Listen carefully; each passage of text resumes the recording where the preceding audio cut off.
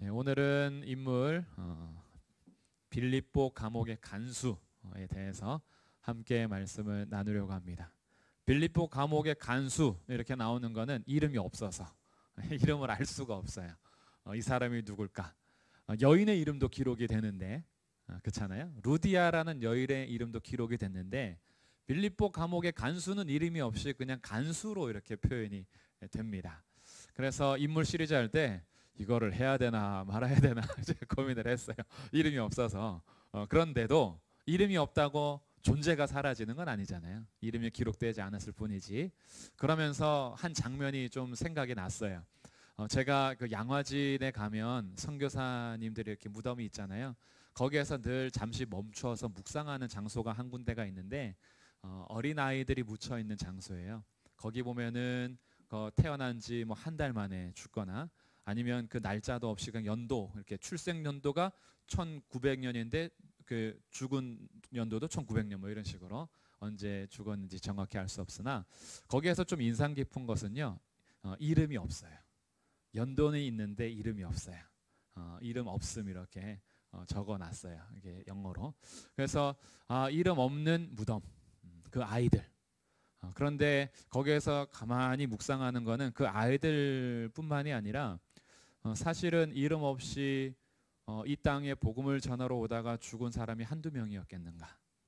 우리들이 기록이 남으면 기록에 남은 분들이야 우리가 잘 알서 배우잖아요. 언더우드 선교사, 아펜젤러, 알렌, 토마스 여러 가지 자료들이 남아있으면 그나마 그분들의 업적에 감사하게 되고 하나님께서 그들을 보내주신 것이 또 기뻐하게 되고 자료가 없다가도 발견됐을 때 이런 분들도 있었구나 라고 하면서 그 은혜에 대해서 수고에 대해서 감사하게 되는데 그렇게 기록에 남은 사람들만 왔던 건 아니겠죠.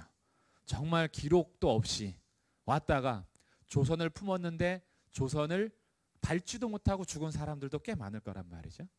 배 타고 오는 동안에도 죽은 사람이 참 많다고 그래요. 그러니까 사실 이 복음을 전하기 위해서 자기의 생명을 걸었으나 그 생명에 건 사람의 이름을 후대가 기억하지 못하는 경우도 많겠다.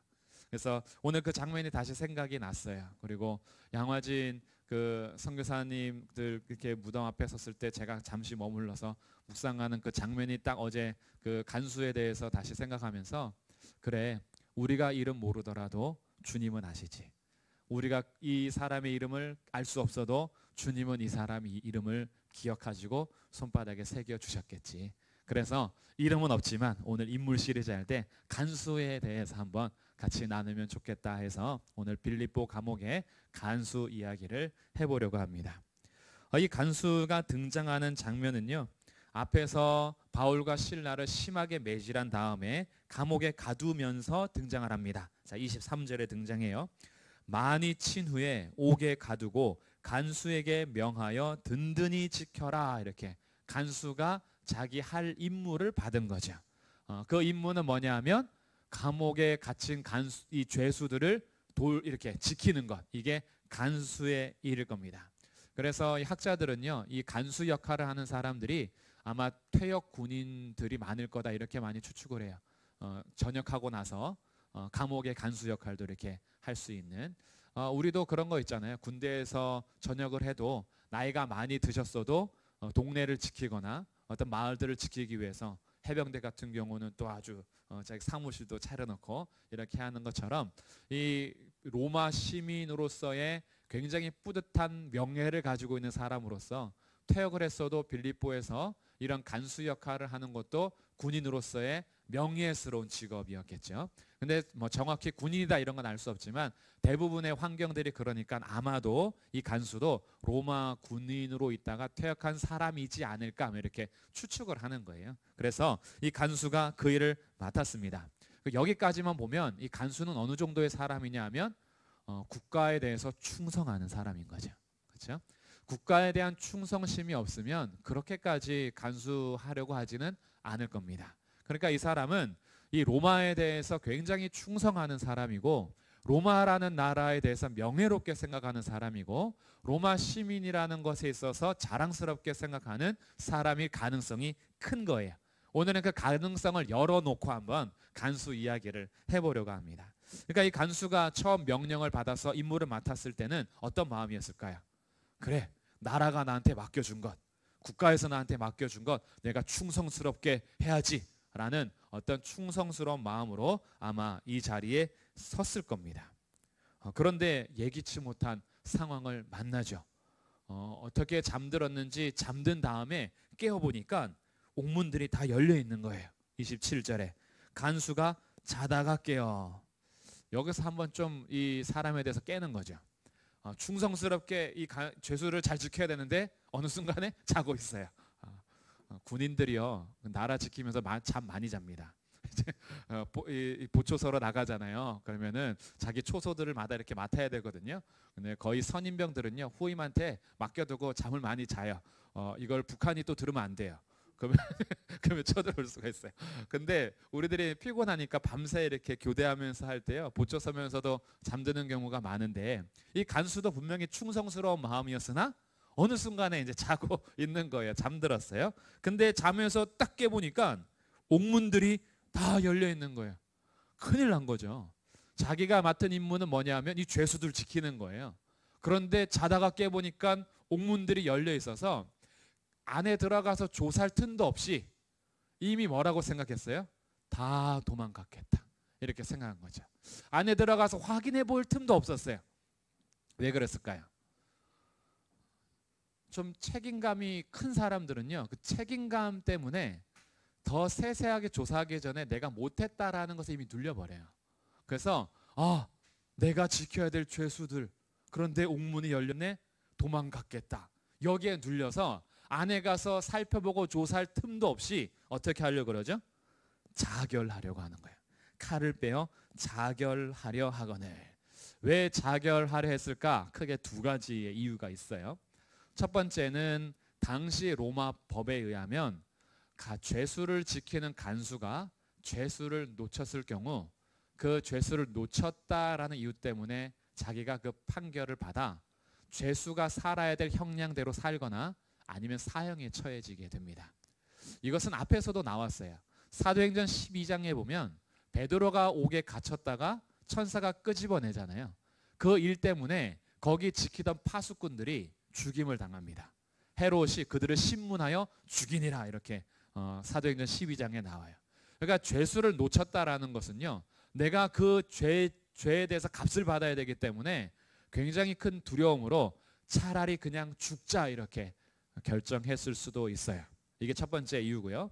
두 번째 이유는 그것보다도 이런 경우가 있을 수 있어요. 군인으로서 퇴역한 군인으로서 또한 간수로서 내 책임을 다하지 못했으니 명예롭게 죽음을 선택하자. 이러고 약간 사무라이 정신 있잖아요. 사무라이들은 뭔가 다 자기가 임무 받은 걸 못하면 어떻게 해요? 할복 자살을 하는 이게 자신들의 명예로운 죽음이라고 생각하잖아요. 그러니까 이 간수에게도 내가 차라리 자결하는 것이 명예로운 죽음의 선택일 수 있겠다라고 그렇게 자결하라 했을 가능성도 있어요. 그러니까 크게 두 가지를 열어놓고 생각해 볼 수 있겠죠. 책임감 때문에 앞으로 받을 형벌을 받을 바에야 내가 차라리 죽자 아니면 내가 마지막에 명예롭게 죽음을 선택하자라고 어떤 마음일 수도 있겠죠. 어쨌든 이 사람은 어떤 편을 선택했든지 간에 로마에 대한 충성심을 가지고 간수 역할을 하려고 했던 사람이에요. 여기서 잠깐 그 옆길로 세면요. 우리 성도님들은 어떤 경우에도 자결하지 마세요. 죽음을 선택하지 않으시기를 바래요. 얼마 전에도 우리 지금도 장례가 진행되고 있겠잖아요. 사실은 공직 생활을 하다가 어떤 이유든지 간에 이 자살로 생을 마감하는 것이 우리나라가 자꾸 반복되고 있어요. 그리고 이것이 죽음으로 모든 걸 덮어버리고 오히려 명예롭게 되는 것이 저는 좀 걱정스러워요. 이건 공가를 떠나서 어떤 정치적인 입장을 떠나서 그렇게 앞에 있는 분들이 생을 그렇게 마감해 버리면 어쨌든 공직에 있는 분들인데 그러면서도요 어떤 일이냐면 여론에서는 저는 이런 좀 댓글을 봤어요. 정말 추한 인간들은 아무리 큰 죄를 져도 끝까지 살더라. 근데 정말 깨끗하게 살다가 작은 죄를 짓는 사람은 그 작은 죄를 못 견뎌서 죽더라. 그러니까 이렇게까지도 뭔가 포장이 되는 경우들이 많아요. 그러니까 죽음, 내가 스스로 목숨을 끊는 건요 사실은 악한 일이에요. 여기에서 우리 여기서 말할 때요 28절에 바울이 크게 소리 질러 이르되 내 몸을 상하지 말라, 우리가 다 여기 있노라, 내 몸을 상하지 말라. 이것이요 너의 몸에 악한 짓을 하지 마라, 이런 의미도 있어요. 너의 몸에 악한 짓을 하지 마라. 그러니까 우리들이 이 땅을 살아가는 동안에 어떤 큰 한밤중이라도 어떤 큰 어려움이 있더라도 내가 스스로 목숨을 이렇게 주면서 책임을 지는 건 사실 책임지는 게 아니에요. 가룟 유다가 자살해가지고 책임진 게 아니에요. 가룟 유다는 자살해서 회개할 기회도 갖지 못했어요. 그러나 베드로는 통곡하며 울면서 후회했지만 주님께 다시 돌아갈 수 있는 길이 있었어요. 그러니까 우리들이 어떤 일을 할 때요 내가 스스로 목숨을 끊음으로 문제를 해결하려고 하는 것, 이런 거는 하지 말자. 이렇게 그러지 않으실 거죠? 안 그러실 건데 여기에 또 자결하려고 하는 이게 또 등장해서 함께 말씀을 옆길로 세봤어요. 자, 어쨌든 이 간수가 자기의 명예로운 죽음을 선택하든지 아니면 두려움 때문에 내가 죽어야겠다라고 했든지 자결하려고 하는 이 모습을 봐서요 정말 이 사람은 충성스러운 사람이다. 근데 우리가 사실 그래요. 어떤 곳에 충성하던 사람이요 충성의 대상만 바꾸면 이 사람은 확실한 사람입니다. 우리도 그런 거 있잖아요. 어떤 사람 보면 뭘 해도 충성스럽지가 않아. 그럼 이 사람은 뭘 해도 믿음직스럽지가 않아요. 근데 어떤 하나에 딱 꽂혀가지고 충성하는 사람은 만약에 예수님을 안 믿어요? 그럼 우리 무슨 생각해요? 이 사람이 전도돼서 복음만 딱 받아들이면 주님께 충성해서 목숨 걸겠다, 뭐 이런 사람들 있잖아요. 이 간수가 그렇게 변화되는 거죠. 하나님께서요 왜 바울과 실라를 옥에 가두는데 가만히 두셨을까? 어떻게 보면 이 결과적인 말인데 이 간수와 간수의 가정을 주님은 택하셨기 때문에 바울을 실라를 그곳에 보내신 거죠. 그러니까 이 간수는 귀한 사람이에요. 로마를 향한 충성이 이제는 주님을 향한 충성으로 바뀌면 이 사람은 교회 안에서도 정말 하나님의 일꾼으로 귀하게 쓰임 받겠죠. 그래서 이 사람의 모습을 우리가 잠시 생각해 보는 겁니다. 그런데 문제는 아무리 로마에 충성하고 로마 시민으로서의 자부심을 가지고 있어도 그것이 천국 시민으로 연결되지는 않는다라는 말이죠. 아무리 우리가 자부심을 가진 이 땅에서의 시민권을 가지고 있어도, 내가 미국 시민권도 가지고 있고 캐나다 시민권도 가지고 있고 러시아 시민권, 뭐 우리가 유럽의 시민권을 다 가지고 있어도 이 땅에서의 시민권이 천국 시민이 되게 하지는 못한다. 이것을 간수를 통해서 알게 돼요. 로마 시민으로서 그렇게 자기가 그 명예로운 어떤 일을 하고 있지만, 그러나 그가 자결하려 하는 순간에 말리는 바울과 실라를 보면서 두려워하며 무수하며 그들 앞에 딱 나가서 던지는 질문이 뭐예요? 내가 어떻게 하여야 구원을 받으리까? 아무리 로마 시민이라도 그의 영혼에 대한 죄짐을 해결할 수 있는 특권은 없는 겁니다. 로마 시민이 정말 큰 특권을 가지고 있거든요.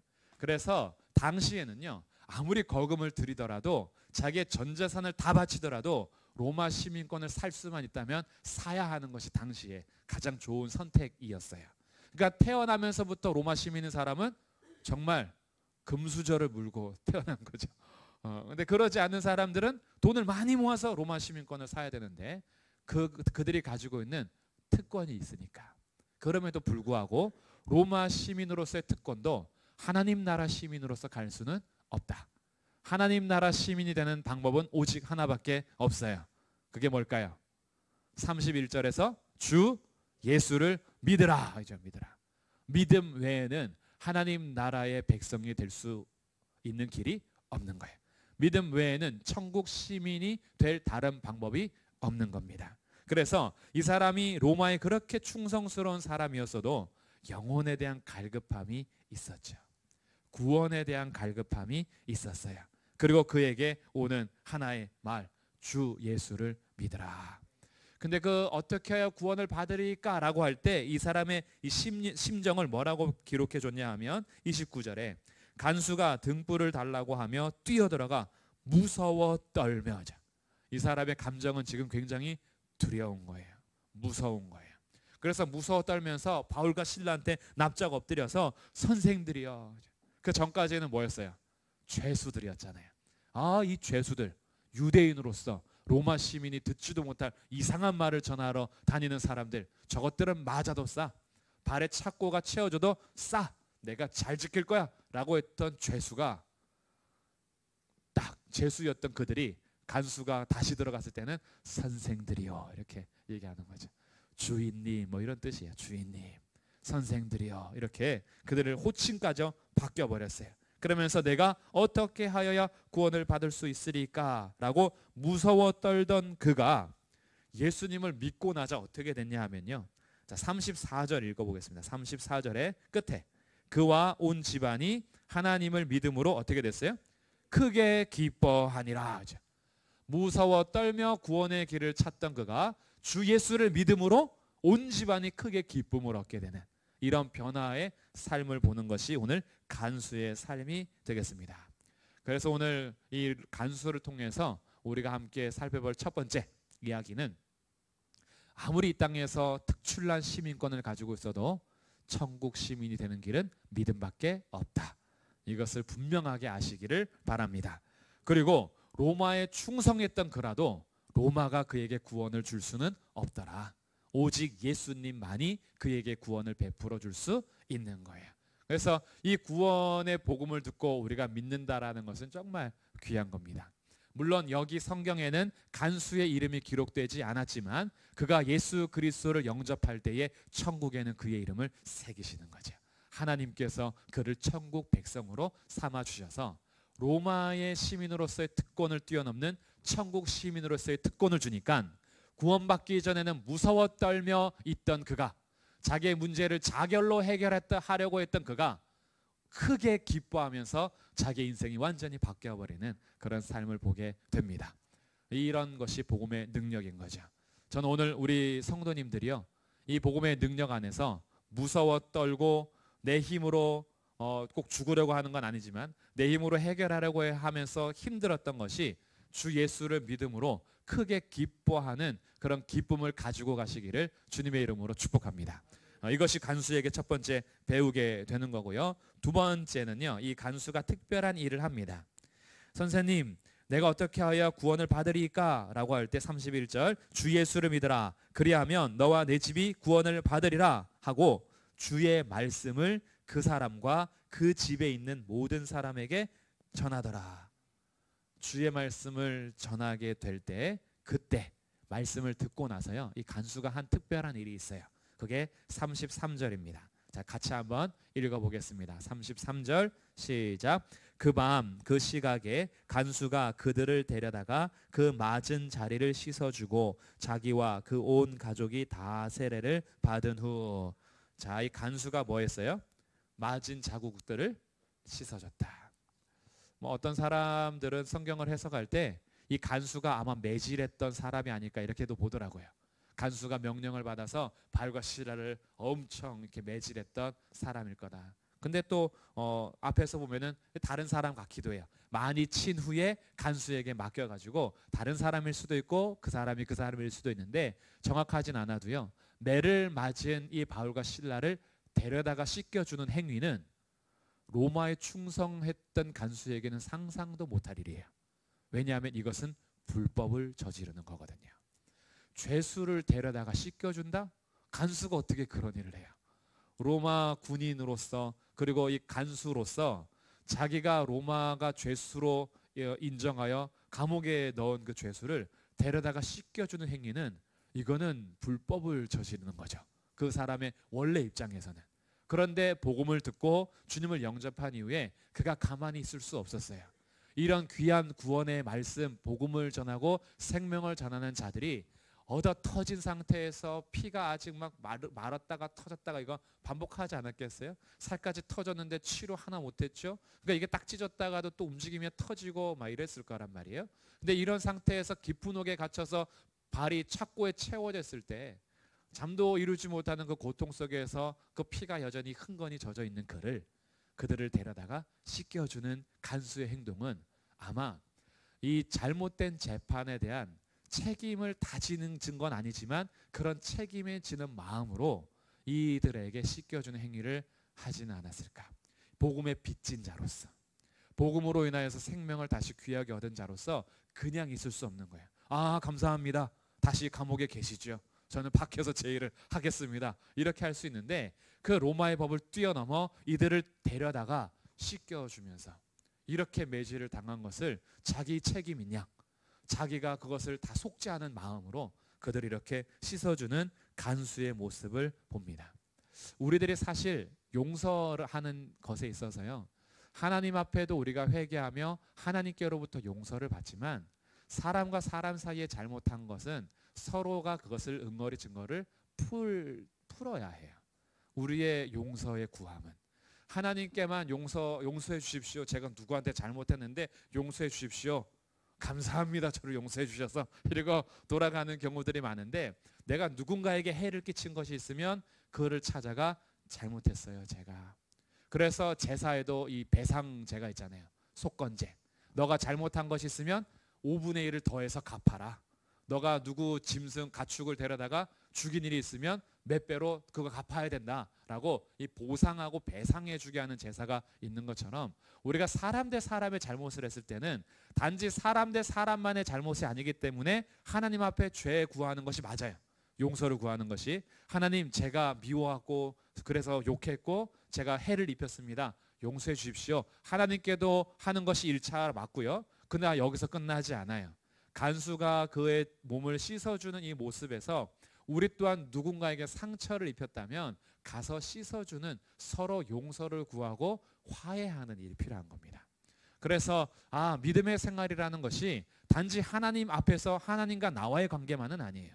믿음의 생활은 하나님 앞에서 성도와 성도와의 관계고 사람과 사람과의 관계도 같이 사랑하고 용서하고 용납하고 그렇게 세워져 가야 하는 것. 서로 씻어주고 서로 닦아주고 이런 일들이 우리의 믿음 생활이라는 거죠. 그래서 간수를 통해서 이 모습을 배우게 되는 거예요. 구원받았으니까 끝! 이게 아니라 자기에게 구원의 말씀을 전해준 그들을 귀하게 섬기면서 나에게 말씀을 전해준 그들 몸을 씻어주면서 그렇게 로마의 법을 어기는 두려움을 넘어 앞으로 야 누가 죄수를 씻어줬어 라고 혹시나 문책을 받을 수도 있는 그 상황을 그걸 생각하지 않고 그들 데려다가 씻어주는 것. 근데 여기서 끝나지 않습니다. 여기서 끝나지 않고요. 34절에 온 가족의 세례를 받았어요. 그리고 나서 그들을 데리고 어디로 가요? 자기 집에 올라가서 음식을 차려줍니다. 야, 이거는 갇힌 감옥의 죄수를 어떻게 한 거예요? 감옥 밖으로 빼낸 거예요. 이거는 나중에 이거 물었다가는 어떻게 될지 몰라요. 지금 방금 전까지만 해도 자기의 책임 때문에, 명예 때문에, 두려움 때문에 자결해라고 했던 사람이에요. 그런데 이제는 로마가 금지하는 법을 뛰어넘어 이들과 함께 집에 데려가서 식사할 수 있다. 이것은 지금 간수가 간땡이가 분 거죠. 간수가요, 지금 이 용기를 낼 수 있는 건 도대체 무슨 능력이었을까? 이게 오늘의 일맥상통한 주제예요. 그 안에 들어간 복음의 능력이 이걸 그대로 있을 수가 없었던 거예요. 함께 데려가서 음식을 나누면서 온 집안이 하나님을 믿음으로 크게 기뻐하는 이 일을 우리가 같이 읽게 되는 겁니다. 그러니까 이 간수의 행동이 참 귀한 거죠. 그래서 오늘 이 간수를 통해서요, 우리가 사람과 사람의 문제에 있어서 해결할 것이 있다면 그것도 우리가 해결하는 것이 필요하다는 것, 그리고 내가 받은 은혜를 감사함으로 섬길 수 있는 것도 귀한 거예요. 그러니까 우리들이 너무 이제 하나님이 하셨습니다 이런 이제 고백들이 있어요. 근데 하나님이 하신 게 맞거든요. 하나님이 하신 게 맞는데 하나님이 하셨습니다라고 할 때 하나님께 순종하여 섬기며 베풀고 은혜를 나누었던 사람들에 대한 고마움이 사라진다면 이건 뭔가 좀 잘못 고백한 거예요. 모든 것이 하나님이 하신 것이 맞지만 그 하나님께 순종하여 섬기고 베풀고 희생하고 수고하고 애썼던 사람에게는 우리 최선을 다해서 감사를 표현하는 게 맞아요. 그렇잖아요. 근데 우리 또 이럴 수 있어요. 내가 감사하다 그러면 저 사람이 교만해질 수도 있어. 그러니까 감사는 속으로만 해야지. 굉장히 잘못된 생각이에요. 그러지 않아요.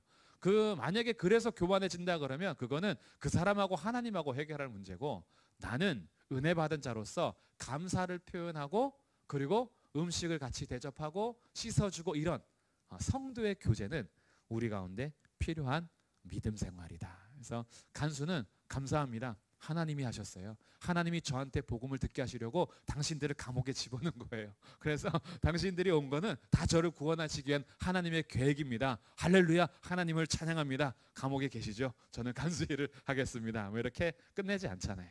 그렇게 수고하고 그럼에도 불구하고 매 맞으면서 도망가지도 않고 자기에게 복음을 전해줬던 그 사람들을 너무 감사해서 씻어주고 음식을 장만해서 집으로 초대하여 음식을 나눠주고, 이러면서 시작된 교회가 빌립보 교회다, 이렇게 보게 되는 거죠. 이 일을 시작하신 하나님께서 빌립보 교회를 끝까지 붙들어 주세요. 정말 귀한 사람들이잖아요. 루디아 같은 여자가 있었어요. 루디아 얼마나 자기가 가진 것으로 열정을 가지고 이 사람들을 섬깁니까? 갈 데 없으면 나를 주 믿는 자로 알거든 우리 집에 거하라, 그러면서 자기 집을 이렇게 가정교회처럼 열었던 그 루디아 같은 사람, 귀신 들렸다가 귀신이 떠나갔던 그 여종이 예수님을 나중에 믿었는지 정확하진 않지만 그 역사 가운데에 감옥에 갇혀서 간수가 회개하고 간수의 집안이 주 예수를 믿음으로 기뻐하면서 빌립보 교회의 성도들이 되었던 이 빌립보 교회가 정말 얼마나 아름답게 시작이 되었고, 또 나중에 빌립보서 말씀을 봐도 정말 끝까지 아름답게 잘 세워져 가는 것들을 보게 됩니다. 그 안에 이런 간수와 같은 사람이 있었다는 것.